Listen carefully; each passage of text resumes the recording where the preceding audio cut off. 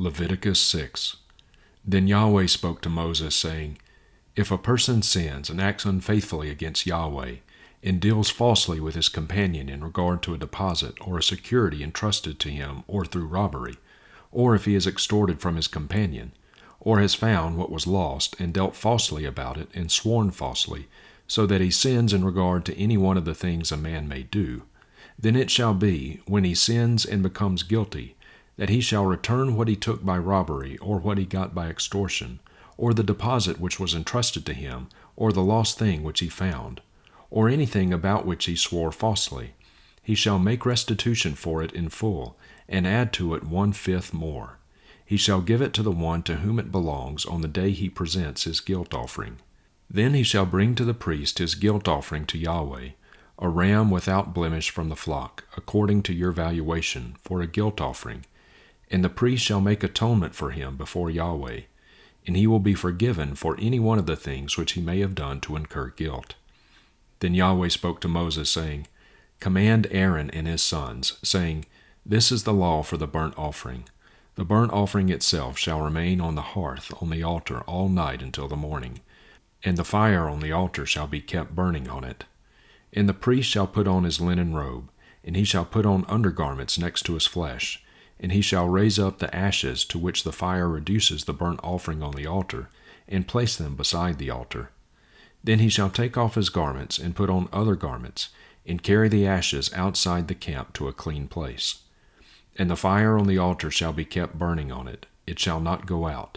But the priest shall burn wood on it every morning, and he shall lay out the burnt offering on it, and offer up in smoke the fat portions of the peace offerings on it. Fire shall be kept burning continually on the altar, it shall not go out. Now this is the law of the grain offering. The sons of Aaron shall bring it near before Yahweh in front of the altar.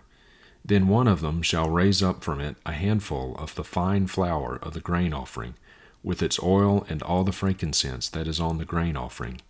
And he shall offer it up in smoke on the altar, a soothing aroma, as its memorial offering to Yahweh. What is left of it Aaron and his sons shall eat.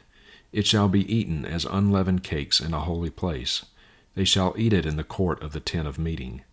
It shall not be baked with leaven. I have given it as their share from my offerings by fire. It is most holy, like the sin offering and the guilt offering. Every male among the sons of Aaron may eat it. It is a perpetual statute throughout your generations, from the offerings by fire to Yahweh. Whoever touches them will be set apart as holy. Then Yahweh spoke to Moses, saying, This is the offering which Aaron and his sons shall bring near to Yahweh on the day when he is anointed, the 1/10 of an ephah of fine flour as a regular grain offering, half of it in the morning and half of it in the evening. It shall be prepared with oil on a griddle. When it is well stirred, you shall bring it. You shall bring near the grain offering in baked pieces as a soothing aroma to Yahweh. And the anointed priest, who will be in his place among his sons, shall offer it. By a perpetual statute it shall be entirely offered up in smoke to Yahweh. So every grain offering of the priest shall be burned entirely, it shall not be eaten. Then Yahweh spoke to Moses, saying, Speak it, in a holy place you shall wash what was sprinkled on. Also the earthenware vessel in which it was boiled shall be broken, and if it was boiled in a bronze vessel, then it shall be scoured and rinsed in water. And every male among the priests may eat of it, it is most holy. But no sin offering of which any of the blood is brought into the tent of meeting to make atonement in the holy place shall be eaten, it shall be burned with fire. Psalm 5-6. For the choir director, for the flutes, a psalm of David. Give ear to my words, O Yahweh. Consider my meditation. Give heed to the sound of my cry for help, my King and my God, for to you I pray. O Yahweh, in the morning you will hear my voice. In the morning I will order my prayer to you and eagerly watch. For you are not a God who delights in wickedness. Evil does not sojourn with you. The boastful shall not stand before your eyes. You hate all workers of iniquity. You destroy those who speak falsehood. Yahweh abhors the man of bloodshed and deceit. But as for me, in the abundance of your loving kindness I will enter your house. At your holy temple I will worship in fear of you. O Yahweh, lead me in your righteousness because of my foes. Make your way straight before me. There is nothing reliable in their mouth. Their inward part is destruction itself. Their throat is an open grave. They flatter with their tongue. Hold them guilty, O God. By their own devices let them fall. In the abundance of their transgressions thrust them out, for they are rebellious against you. But let all who take refuge in you be glad. Let them ever sing for joy, and you may shelter them, that those who love your name may exult in you. For it is you who blesses the righteous one, O Yahweh. You surround him with favor as with a large shield. For the choir director with stringed instruments, according to the Sheminith, a psalm of David. O Yahweh, do not reprove me in your anger, nor discipline me in your wrath. Be gracious to me, O Yahweh, for I am pining away. Heal me, O Yahweh, for my bones are dismayed, and my soul is greatly dismayed. But you, O Yahweh, how long? Return, O Yahweh, rescue my soul. Save me because of your loving kindness, for there is no remembrance of you in death. In Sheol who will give you thanks? I am weary with my sighing. Every night I make my bed swim. I flood my couch with my tears. My eye is wasted away with grief.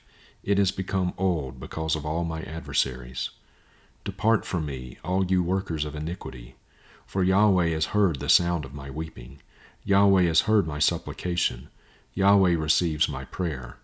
All my enemies will be ashamed and greatly dismayed. They shall turn back. They will suddenly be ashamed. Proverbs 21. The king's heart is like channels of water in the hand of Yahweh. He turns it wherever he pleases. Every man's way is right in his own eyes, but Yahweh weighs the hearts. To do righteousness and justice is chosen by Yahweh over sacrifice. Haughty eyes and a proud heart, the fallow ground of the wicked, are sin. The thoughts of the diligent lead surely to profit, but everyone who is hasty comes surely to poverty. Working for treasures by a lying tongue is a fleeting breath, by those who pursue death. The destruction of the wicked will drag them away, because they refuse to do justice. The way of a guilty man is perverse, but as for the pure, his work is upright. It is better to live in a corner of a roof than in a house shared with a contentious woman. The soul of the wicked craves evil. His neighbor finds no favor in his eyes. When the scoffer is punished, the simple becomes wise, and when one considers wisdom, he receives knowledge. The righteous one considers the house of the wicked, turning the wicked to ruin. He who shuts his ear to the outcry of the poor will himself also call and not be answered. A gift in secret subdues anger, and a bribe in the bosom strong wrath. To do justice is pleasure for the righteous, but is ruin to the workers of iniquity. A man who wanders from the way of insight will rest in the assembly of the dead. He who loves pleasure will become a poor man. He who loves wine and oil will not become rich. The wicked is a ransom for the righteous, and the treacherous is in the place of the upright. It is better to live in a desert land than with a contentious and vexing woman. There is desirable treasure and oil in the abode of the wise, but a foolish man swallows it up. He who pursues righteousness and loving kindness finds life, righteousness, and glory. A wise man goes up to the city of the mighty, and brings down the stronghold in which they trust. He who keeps his mouth and his tongue keeps his soul from troubles. Arrogant, haughty, scoffer are his names, who acts with arrogant fury. The desire of the sluggard puts him to death, for his hands refuse to work. All day long he is insatiably craving, while the righteous gives and does not hold back. The sacrifice of the wicked is an abomination. How much more when he brings it with a wicked scheme? A false witness will perish, but the man who listens will speak forever. A wicked man displays a brazen face, but as for the upright, he establishes his way. There is no wisdom, there is no discernment, and there is no counsel against Yahweh.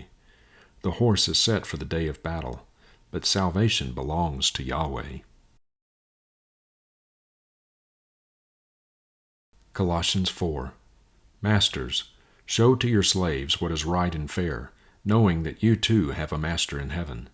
Devote yourselves to prayer, being watchful in it with thanksgiving, praying at the same time for us as well, that God will open up to us a door for the word, so that we may speak the mystery of Christ, for which I have also been bound, that I may make it manifest in the way I ought to speak.